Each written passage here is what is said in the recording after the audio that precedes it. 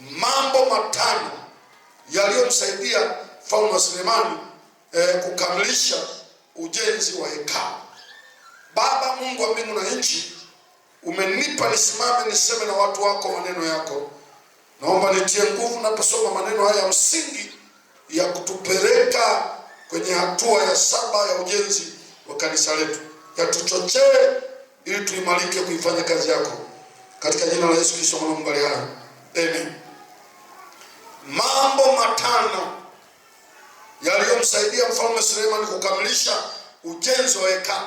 Mimi nimeyachambua, yanaweza kaa 10, 20, lakini nimeyachambua matano niyaseme. Amina.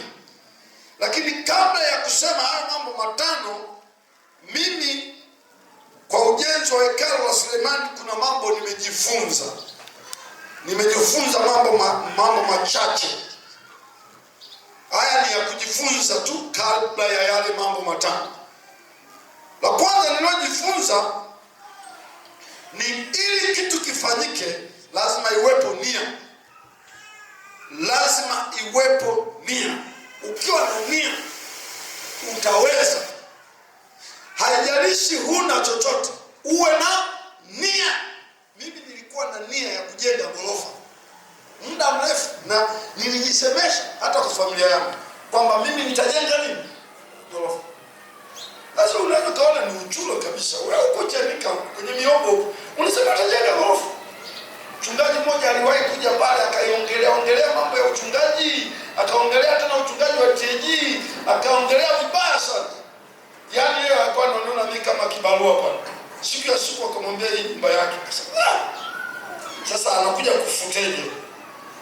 Anafuteje na nia yangu? Lakini nilikuwa na nia kwamba katika maisha yangu lazima nijenge ghorofa.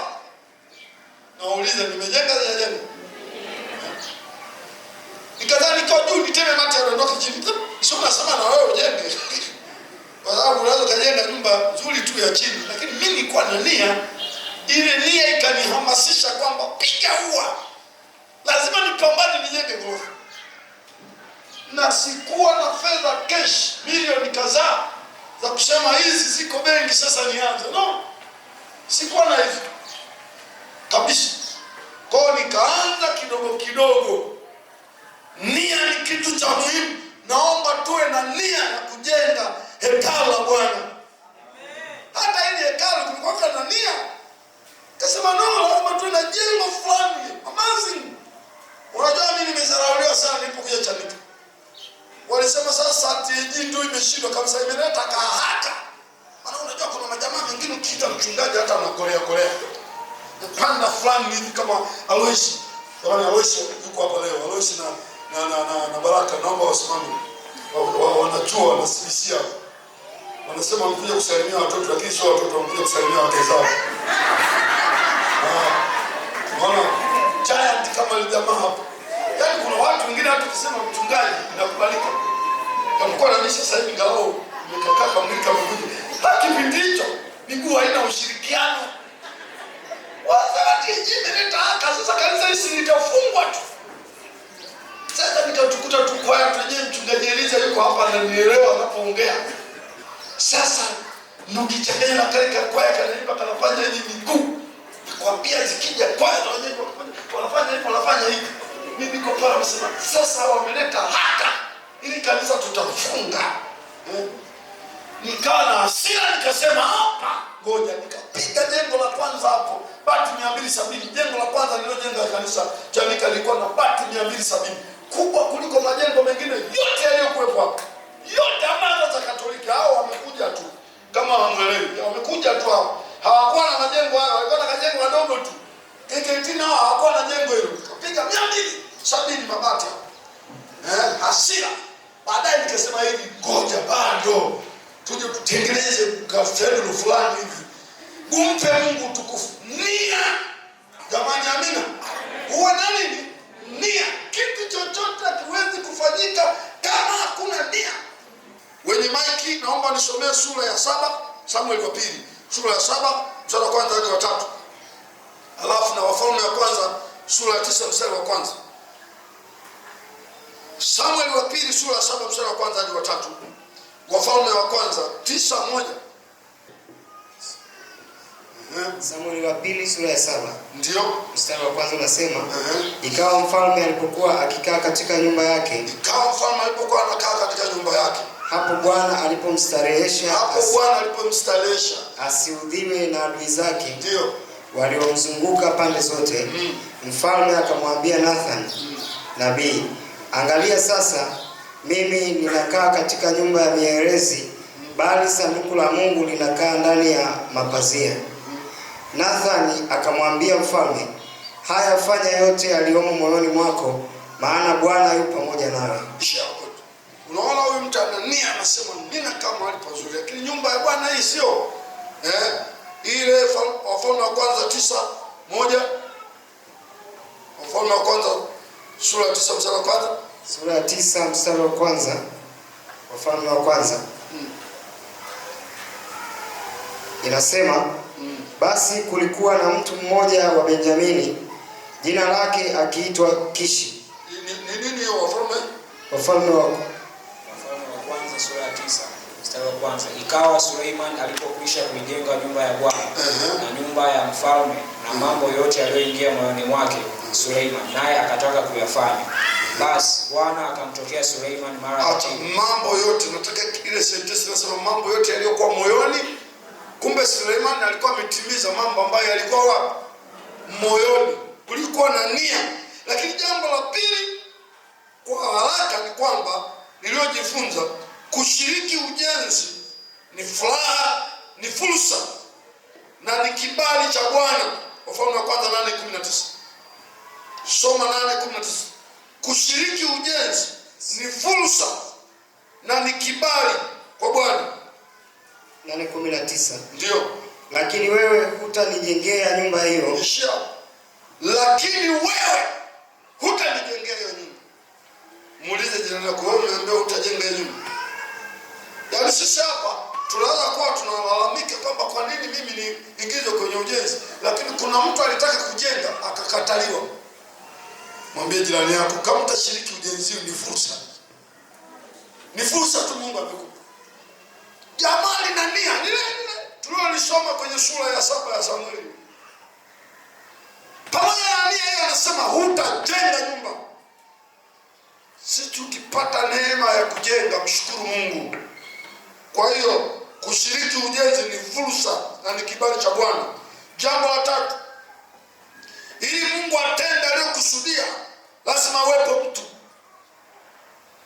Lazima awepo mtu. Kitu chochote cha maana Mungu akitaka kukifanya, lazima awepo mtu. Na mtu alikuwa ni Suleimani.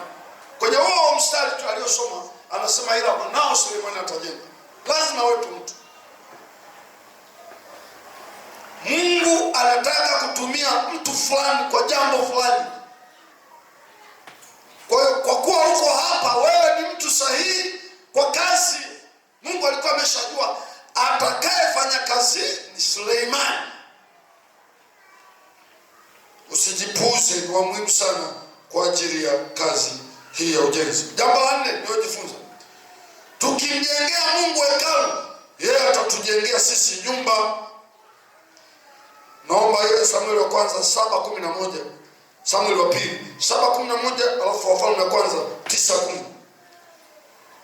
Samueli wa pili 7:11 na Wafalme wa kwanza 9:10. Samueli wa pili 7:11 nasema, naam, kama vilivyokuwa tangu siku ile nilipoamuru waamuzi wawe juu ya watu wangu Israeli, nami nitakustarehesha mbele ya adui zako wote. Tena Bwana anakuambia ya kwamba Bwana atakujengea nyumba. Amen. Hebu mgeukie jirani yako kwamba kumbe Bwana atakujengea nyumba. Mwambie jirani yako tena, Bwana atakujengea nyumba. Wangapi wanaamini hata pale walipo amewajengea Bwana? Hata mimi naamini amenijengea Bwana. Bwana amenijengea nyumba. Jamani, amina. Bwana amenijengea. Sasa sikiliza. Yaani kilichotanguliwa na huo mstari ambao umesoma. Unajua anayeambiwa hapa ni nani? Naomba Ngoja niwaulize. Unajua aliyeambiwa haya maneno kwa Bwana atamjengea nyumba alikuwa ni nani? Ni nani? Ni Daudi. Daudi alijenga hekalu. Yaani kwa yale mawazo yake ya kumjengea Bwana nyumba, Mungu anamgeuzia kibao. Anasema mimi ndio nitakujengea wewe nini? Nyumba. Na hakuishia mawazo. Aliwekeza mali zimsaidie Suleiman kujenga nini? Hekalu. Mungu anaangalia yale mawazo, anasema kwa mawazo haya project yako ya ujenzi nitaisimamia mimi. Mimi ndio nitakuwa facilitator wako wa ujenzi wako. Kama uishi kwa kumtegemea Mungu huwezi kuelewa haya maneno. Lakini kuna wakati mambo tunayoyafanya yanazidi mishahara yetu tunayopewa. Wala nikubalia wapunge mikono yao juu. Mpaka unashangaa hapa nimevukeje? Na unaweza kuwa na watu wenye mshahara wa aina yako ama wa kuzidi, ukashangaa wewe Mungu amekusaidia umefanya makubwa kuliko wao. Kwa nini? Unapo invest kwenye kazi ya Mungu, Mungu anageuka kwako. Sasa ni wakati wa kujengewa na Bwana tena. Mimi Mungu amenijengea nyumba.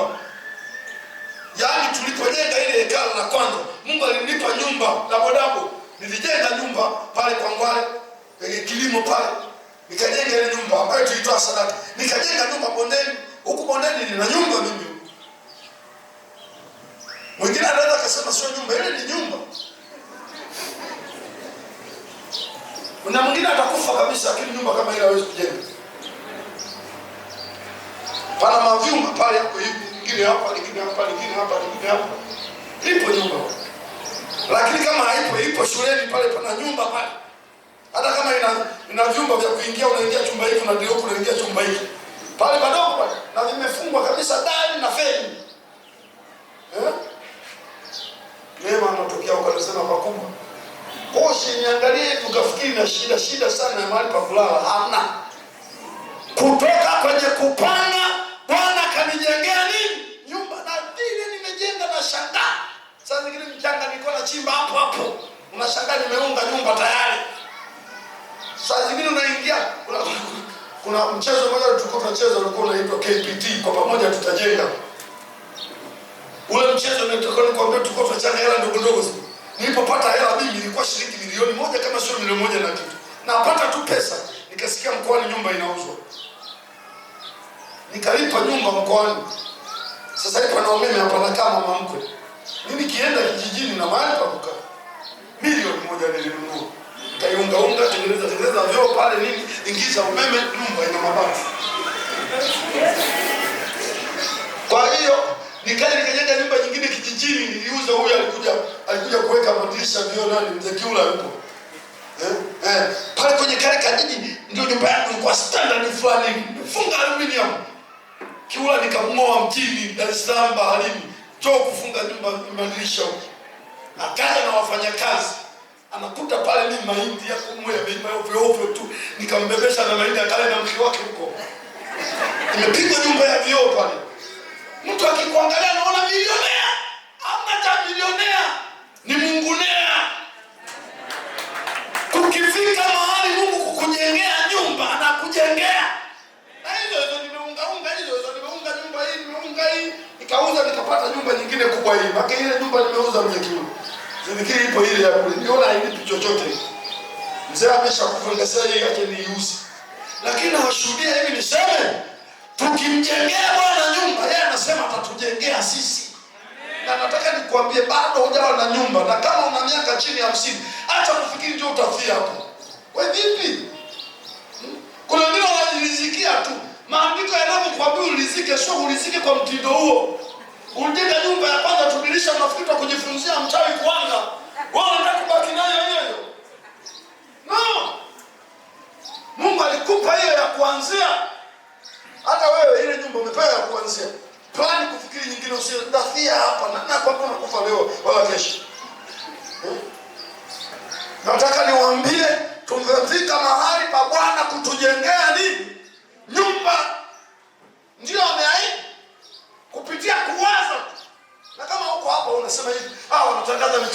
ujenzi. Hawaelewi mimi sina kitu. Niulize mimi. Nilikuwa choka hivyo hivyo kama ulivyochoka wewe.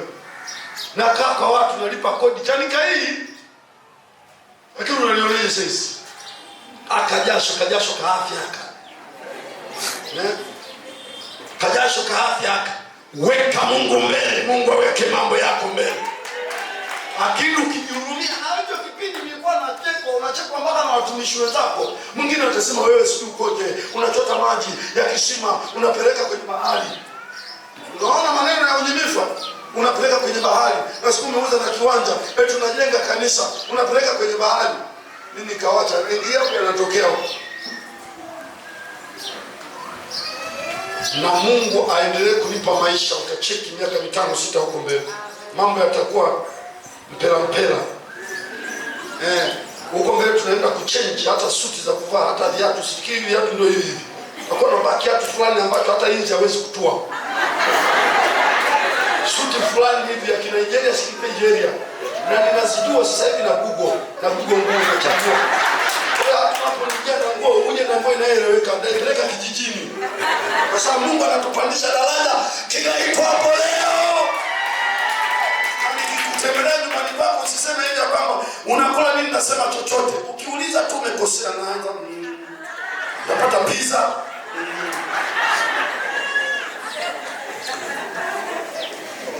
Hii kazi ina heshima. Hii kazi ya Bwana ina heshima. Hii kazi ya Mungu ina heshima.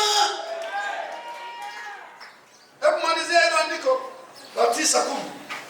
Wafalme wa kwanza 9:10. Wafalme wa kwanza 9:10. Kama miaka 20 ilipopita. Ambayo katika hiyo Suleiman alizijenga zile nyumba mbili.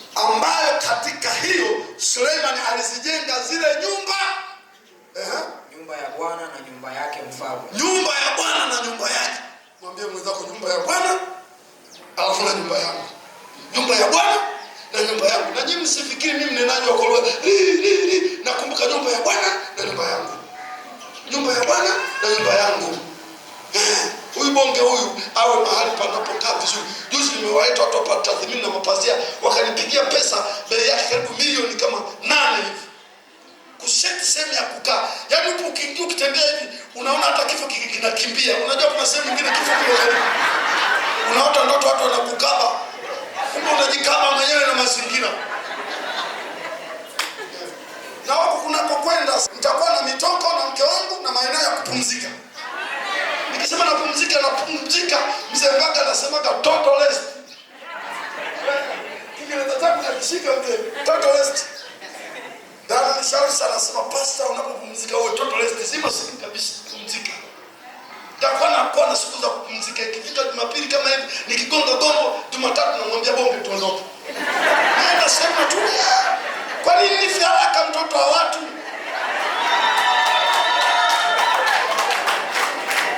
Mimi nafikiri ujana mchezo, awe mjana wewe hauna.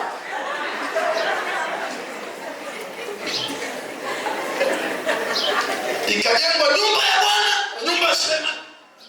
Hatuko hapa bogas, tunajua tunachokijua ya kwamba tukimpa nafasi Mungu ya kwetu hayataachwa. Bwana akupe ufahamu kubwa wa kujenga nyumba yako unapojenga nyumba ya Bwana. Bwana kufungulia milango mikubwa, kama una kiwanja upate kiwanja, kama unacho uanze ujenzi, kama ulianza umalize, na inawezekana katika jina la Yesu. Utumishi wa kumtumikia Mungu sio ujinga. Tunapomtumikia Mungu ananoa ufahamu zetu. Tunapomtumikia Mungu anatuonyesha fursa. Tunapomtumikia Mungu anafungua milango. Kila kitu kinaenda sawa. Hakuna mtu atazuia hela usipate katika jina la Yesu. Hakuna mtu atazuia kazi usipate. Hakuna mtu atazuia usipate cheo. Kama unaigusa kazi ya Mungu, hawataweza katika jina la Yesu. Lakini nipo nani anayenipa hela? Na mimi na sadaka ninayo. Kila sadaka sio akorofa amenizuia. Hamna.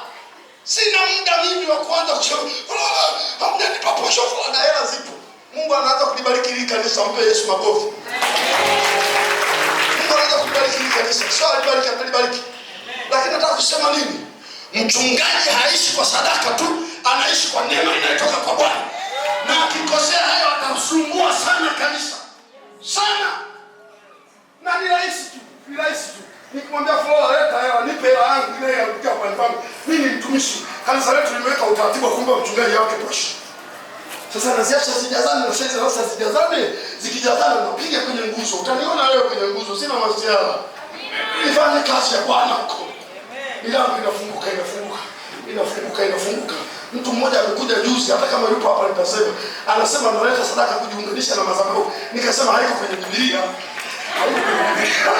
Lakini anasema hata kama haipo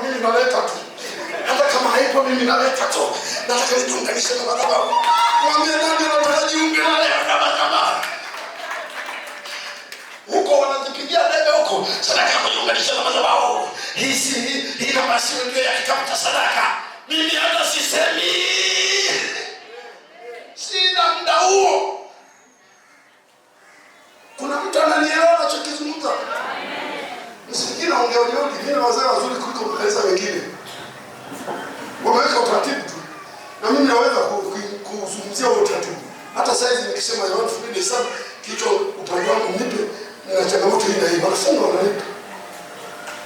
Lakini kuna sehemu kama hela ya taratibu kwa nusu. Sadaka ni mambo, sio sina ni mwanzo jamani hizi hapa. Sio sadaka hivi.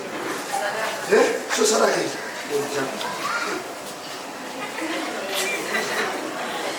Sio sadaka hivi. Nawaeleza nyinyi wateule, muelewe jinsi Mungu atakavyofungulia nini? Milango. Utabana hapa Mungu anafungua hapa. Unabana hapa Mungu anafungua hapa. Unabana pale Mungu anafungua hapa. Bwana atakujengea nyumba. Nasema tena Bwana atakujengea nyumba. Ya Bwana itaisha na ya kwako itafanya. Wanaofurahia maneno hayo wapunge mkono. Na kwa nini maandiko yameandika hivi? Yameandika kututia moyo. Tusione kwamba Suleiman alidili na kazi ya Mungu tu. Yeye maisha yake yakawa hoi. Hamna mtu anayedili na mambo ya Mungu maisha yake yawe hoi. Hayupo. Niamini mimi, hayupo. Wafanya kiujinga, wacha wacheke hivyo leo. Wacha wakone ufanye hivyo leo. Lakini kuna siku ya heshima itakuja, aina ya utumishi wako unajitoa kwa Mungu. Na kuna watu hapa wengine wananitazama, hawana maendeleo makubwa, wana muda mrefu chanika hii hawana maendeleo makubwa. Lakini ujinifu ndio unachelewesha. Wanakuja vijana juzi tu wanakuja, tena wengine wanatoka Kigoma huko kuongea hata lafudhi hawaelewi. Unashangaa amejenga kujumba. Wewe una kitu kipya miaka nenda rudi. Hujipimi kwamba unyini wangu ndio unaonifikisha hapo. Hujipimi. Changamka Bwana. Mwambie mzako changamka Bwana. Huko pale. Imeandikwa baraka za Bwana utajirisha. Sijui kama mnanielewa. Baraka za Bwana ufanye nini? Utajirisha. Sisi tuko hapa. Kwa nini? Lakini siri wanawekeza kwa Bwana. Wanawekeza kwa Mungu, kwa maumivu. Wanachomoka unakuta yule. Bana amezungusha mafremu ya maduka. Wewe huko hapa hata ka frame ka chochote. Kule kali yako tu kidogo mnatuita tu nini? Wanatuita nini?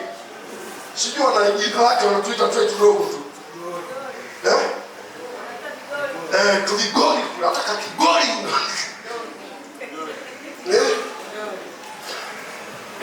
Kimbia tu. Mimi nimekuwa mzoefu wa maisha haya. Kuna wakati mnisikilize ni washauri kama mchumi. Au ni washauri wengine kama kaka. Yaani naelewa maisha ya wokovu, watu wapiga bla bla kwenye wokovu. Watu wenye wasio wakanyooka, watu wanajionea huruma. Nina historia ninajua. Hata nikiangalia najua huyu hafiki mbali. Kwa hili hafiki mbali. Kwa msimamo yake hii hafiki mbali. Unashauri na hashauriki. Unashauri unamwacha. Baadaye tutaonana tu kule. Watu wanaoonekana wajinga ambao wameziba masikio wasisikie, watu wanawakatisha tamaa kwenye kazi ya Mungu, tunaona wanachomoka. Sasa tuko andika mambo matano, nimeshazungumza mambo ya kujifunza mambo matano. Jambo la kwanza ambalo lisaidia Suleiman kukamilisha ujenzi ni kuwa mtu wa ibada. Hatuwezi kukamilisha ujenzi kama sio watu wa ibada, worshiper. Watu wa ibada. Utapajengeje mahali usipopahudhuria? Shauku ya kujenga lazima iwe inaendana na shauku ya kupahudhuria mahali. Unapotengeneza ubora wa nyumbani kwako, furaha yako ni kwamba nakuja nipakae hapa, nakuja nikae humu ndani.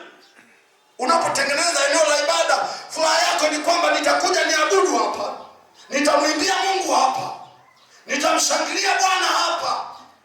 Kama huna shauku ya ibada, utapishana na ujenzi, kwa sababu huwezi kujenga kitu ambacho hukihudhurii. Hawa jamaa nilipokuwa nasoma maandiko, walikuwa na shauku kubwa ya ibada na kuona kwamba wanafanya ibada mahali penye mandhari nzuri.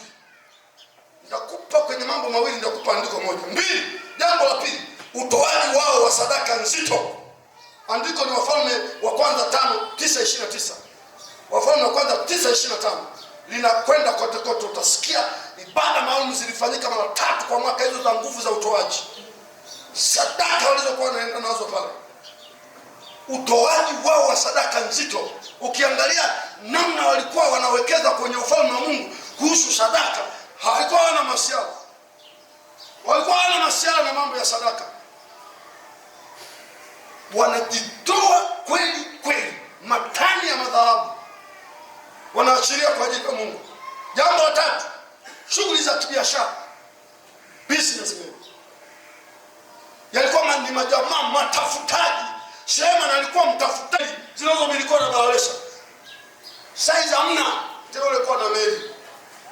Wewe uwe na baskeli tu, tena tete na stupu. Mtakuwa nazo meli vipi? Kama kidogo tu mlichonacho mnapunja kwa Mungu, Mungu akupe meli wewe. Si ndio tazama nayo? Hivi unafikiri watawala kumiliki meli wangeshindwa? Nataka niwaulize, Wakristo kumiliki meli wangeshindwa? Ni mambo yao. Waangalia wenzako wanaomiliki meli, kwa Mungu wao wanafanya nini? Unaweza kuona wanasafirisha mahujaji kadhaa waende wakaiji kwa Mungu wao. Wewe waambie kumchangia mchungaji aende Israeli. Lakini hao majamaa hayo yenye meli hayo, yanaomiliki meli, yanaomiliki ndege, yaangalie, unaona kwenye uchumi wao yameshagawa kabisa. Ikiingia pesa hii, kiasi hiki kiende kasaidie watu. Sisi ngumu. Jamaa hili ni Suleiman, lilikuwa fanya biashara kubwa lenye miradi mikubwa ya mameli, ya mabiashara ya dhahabu kutoka nchi mbalimbali zilizolizunguka. Kazi zilisaidia ujenzi uende. Na mimi ninawaombea Mungu awasaidie muwe watafutaji wazuri. Kenye kila unachokifanya uwe mbobevu na mwenye uwezo mkubwa wa kuona fursa, ili unapochanga utoe katika vingi ulivyo navyo. Leo kwenye makanisa tunachokosea ni nini? Tunachukua hela ya mtu ya uji wa mgonjwa. Hela ya uji wa mgonjwa. Sasa wewe atakuja kutoa kesho tena, sasa atakufa. Tunachukua katika mifuko isiyo na kitu. Lakini Bwana akiwainua, mnafanya biashara na biashara zinaleta pesa na vizuri. Tuna watu wanakwenda Dubai, tuna watu wanakamata ujenzi wa shule nzima, makontrakti makubwa mnayashika. Ni faida iko kibwena, iko mle. Yaani ukiambia toa shilingi fulani, unaelewa mradi wa kutengeneza barabara ya Kisarawe nitapata bilioni 1. Mradi wa kutengeneza kitu fulani nitapata kiasi fulani. Mradi wa kuweka madirisha yale magorofa ya shule fulani nitapata milioni 300. Ni ngumu kutoka. Ni ngumu kutoka. Na wahamasisha watu wa Mungu, ziangalieni fursa za kupata pesa. Na mkiingia, mwingie kwa nguvu, msiingie kilegelege. Mwingie kwa nguvu, mpate hela. Ili tunapokuja kumtolea Mungu, tuje kumtolea Mungu sio tunakuangua tunamaliza, no. Tunatoa katika faida, lakini mtaji upo. Vinginevyo itakuwa sasa tunaweza kutoleshana na mtaji. Baadaye unamuuliza mtasema mimi biashara ilikufa. Nini kanisani? Kanisani wewe unafanya mchezo. Mimi niliona aibu, ningeshindwa kusimama pale. Wenzangu wangenionaje? Sio kitu kizuri. Jamani, amini. Sio kitu kizuri. Ifike mahali mtu anacheza na faida, anaona hela hii imeingia, anapaswa ifanye kazi ya Mungu, lakini hapa na mimi nitakuwa naendelea na kazi zangu. Nakupa maandiko, jamaa huyu kitu kilichowasaidia mojawapo ni shughuli za biashara. Maandiko yake Wafalme wa kwanza sura ya 9 mstari wa 26 hadi wa 28. Wafalme wa kwanza sura ya 9 mstari wa 26 hadi wa 28. Jambo la 4 lililowasaidia ni msaada kutoka kwa wengine. Msaada kutoka kwa wengine. Kuna watu wengine walisaidia ile kazi. Hata leo ukiona kuna mtu kimwambia mimi sitaki uende na fomu ya kuomba msaada, lakini kama kuna rafiki yako unaona anataka kushiriki hii kazi, kibiblia imeruhusiwa kabisa. Wako watu walisaidia kutoa fedha kwa ajili ya ujenzi ule. Hiyo iko katika Wafalme wa kwanza sura ya 10 mstari wa 10 hadi wa 25.